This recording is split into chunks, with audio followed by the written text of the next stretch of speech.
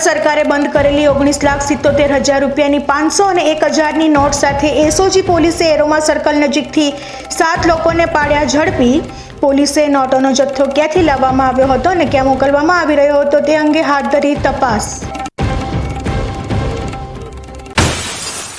બોર્ડની પરીક્ષા દરમિયાન ડીસા ટ્રાફિક પોલીસની સામે ગંભીર નિષ્ક્રિયતા। પરીક્ષા સમયે જ શહેરના જલારામ મંદિર નજીક 1 કલાક સુધી સર્જાયેલા ચક્કાજામમાં પરીક્ષા આપવા જતા અસંખ્ય વિદ્યાર્થીઓ અટવાયા।